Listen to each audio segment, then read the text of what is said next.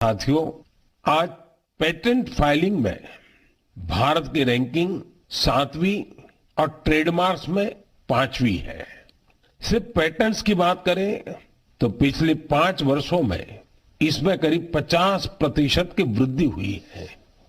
Global innovation index में भी भारत की रैंकिंग में जबरदस्त सुधार हुआ है और अब वो 40वें पर आ पहुंची है, जबकि 2015 में भारत ग्लोबल इनोवेशन इंडेक्स में 80 नंबर के भी पीछे था। एक और दिलचस्प बात मैं आपको बताना चाहता हूं। भारत में पिछले 11 वर्षों में पहली बार डोमेस्टिक पेटेंट फाइलिंग की संख्या फॉरेन फाइलिंग से अधिक देखी गई है। ये भारत के बढ़ते हुए वैज्ञानिक सामर्थ्य को भी दिखाता है। साथियों, हम सभी जानते हैं कि 21वीं सदी की ग्लोबल इकोनॉमी में नॉलेज ही सर्वोपरि है। मुझे विश्वास है कि भारत के टेकेड का सपना हमारे इनोवेटर्स और उनके पेटेंट्स के दम पर जरूर पूरा होगा। इससे हम सभी अपने ही देश में तैयार वर्ल्ड क्लास टेक्नोलॉजी और प्रोडक्ट का भरपूर लाभ ले सकेंगे। मेरे प्यारे देशवासियों, नमो ऐप पर मैंने तेलंगाना के इंजीनियर विजय जी की एक पोस्ट देखी। इसमें विजय जी ने ई वेस्ट के बारे में लिखा है। विजय जी का आग्रह है कि मैं मन की बात में इस पर चर्चा करूं। इस कार्यक्रम में पहले भी हमने वेस्ट टू वेल्थ यानी कचरे से कंचन के बारे में बातें की है, लेकिन आइए आज इसी से जुड़ी ई वेस्ट की चर्चा करते हैं। साथियों, आज हर घर में मोबाइल फोन, लैपटॉप, टैबलेट जैसी डिवाइसेस आम हो चली है। देश भर में इनकी संख्या बिलियंस में होगी। आज के लेटेस्ट डिवाइस भविष्य के ई वेस्ट भी होते हैं। जब भी कोई नई डिवाइस खरीदता है या फिर अपनी पुरानी डिवाइस को बदलता है तो यह ध्यान रखना जरूरी हो जाता है कि उसे सही तरीके से डिस्कार्ड किया जाता है या नहीं। अगर ई वेस्ट को ठीक से डिस्पोज नहीं किया गया तो यह हमारे पर्यावरण को भी नुकसान पहुंचा सकता है। लेकिन अगर सावधानी पूर्वक ऐसा किया जाता है तो ये रिसाइकल और रीयूज की सर्कुलर इकोनॉमी की बहुत बड़ी ताकत बन सकता है। संयुक्त राष्ट्र की एक रिपोर्ट में बताया गया था कि हर साल 50 मिलियन टन ई वेस्ट फेंका जा रहा है। आप अंदाजा लगा सकते हैं कि कितना होता है। मानव इतिहास में जितने कमर्शियल प्लेन बने हैं उन सभी का वजन मिला दिया जाए तो भी जितना ई वेस्ट निकल रहा है उसके बराबर नहीं होगा। ये ऐसा है जैसे हर सेकंड 800 लैपटॉप फेंक दिए जा रहे हो। आप जानकर चौंक जाएंगे कि अलग अलग प्रोसेस के जरिए इस ई वेस्ट से करीब 17 प्रकार के प्रेशियस मेटल्स निकाले जा सकते हैं। इसमें गोल्ड, सिल्वर, कॉपर और निकल शामिल है। इसलिए ई वेस्ट का सदुपयोग करना कचरे को कंचन बनाने से कम नहीं है। आज ऐसे स्टार्टअप्स की कमी नहीं जो इस दिशा में इनोवेट काम कर रहे हैं। आज करीब 500 ई वेस्ट रिसाइकलर्स इस क्षेत्र से जुड़े हैं और बहुत सारे नए उद्यमियों को भी इससे जोड़ा जा रहा है। इस सेक्टर ने हजारों लोगों को सीधे तौर पर रोजगार भी दिया है। बेंगलुरु की ई परिसरा ऐसे ही एक प्रयास में जुटी है। इसने प्रिंटेड सर्किट बोर्ड्स की कीमती धातुओं को अलग करके ही स्वदेशी टेक्नोलॉजी विकसित की है। इसी तरह मुंबई में काम कर रही इकोरिको ने मोबाइल ऐप से ई वेस्ट को कलेक्ट करने का सिस्टम तैयार किया है। उत्तराखंड के रुड़की की एटेरो रिसाइकलिंग ने तो इस क्षेत्र में दुनिया भर में कई पेटेंट्स हासिल किए हैं। इसने भी खुद की ई वेस्ट रिसाइकल टेक्नोलॉजी तैयार कर काफी नाम कमाया है। भोपाल में मोबाइल ऐप और वेबसाइट कबाड़ीवाला के जरिए टनों ई वेस्ट एकत्र किया जा रहा है। इस तरह के कई उदाहरण हैं। ये सभी भारत को ग्लोबल रिसाइकलिंग हब बनाने में मदद कर रहे हैं। लेकिन ऐसे इनिशिएटिव की सफलता के लिए एक जरूरी शर्त भी है। वो ये है कि ई वेस्ट के निपटारे से सुरक्षित उपयोगी तरीकों के बारे में लोगों को जागरूक करते रहना होगा।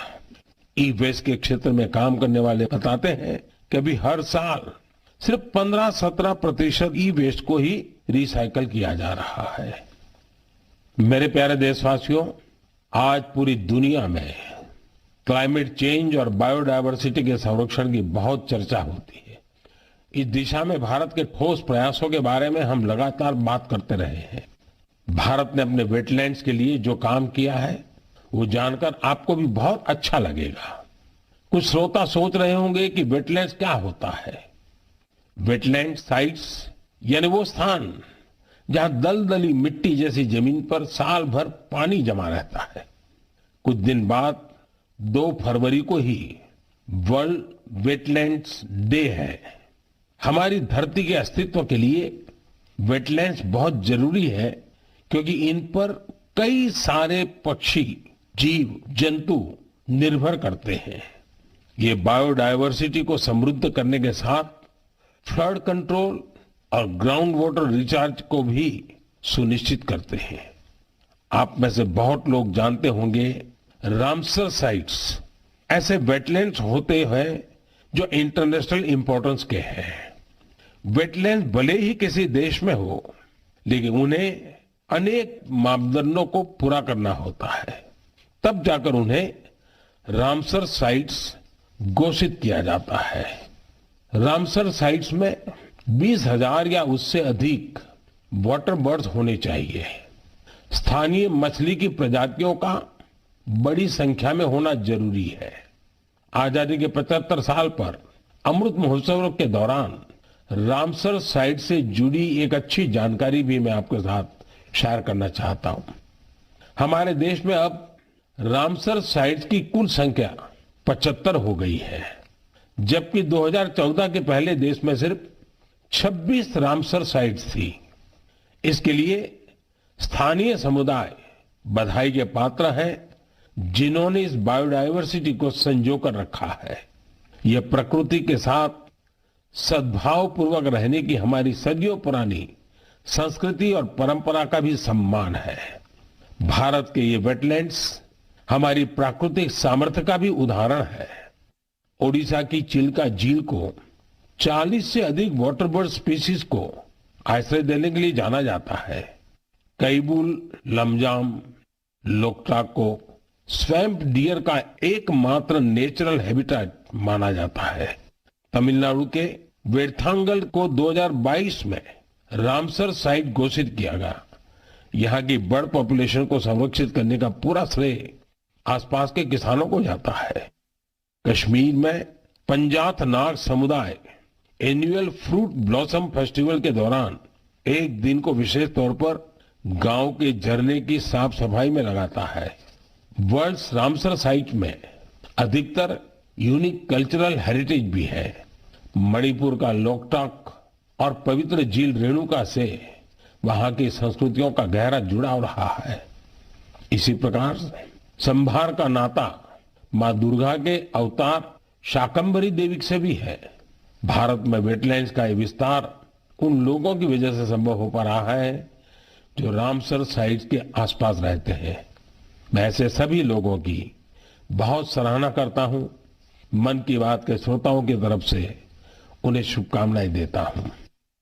मेरे प्यारे देशवासियों, इस बार हमारे देश में, खासकर उत्तर भारत में खूब कड़ाके की सर्दी पड़ी। इस सर्दी में लोगों ने पहाड़ों पर बर्फबारी का मजा भी खूब लिया। जम्मू कश्मीर से कुछ ऐसी तस्वीरें आई जिन्होंने पूरे देश का मन मोह लिया। सोशल मीडिया पर तो पूरी दुनिया के लोग इन तस्वीरों को पसंद कर रहे हैं। बर्फबारी की वजह से हमारी कश्मीर घाटी हर साल की तरह इस बार भी बहुत खूबसूरत हो गई है। बनिहाल से बड़गाम जाने वाली ट्रेन की वीडियो को भी लोग खासकर पसंद कर रहे हैं। खूबसूरत बर्फबारी, चारों ओर सफेद चादर सी बर्फ। लोग कह रहे हैं कि यह दृश्य परिलोक की कथाओं सा लग रहा है।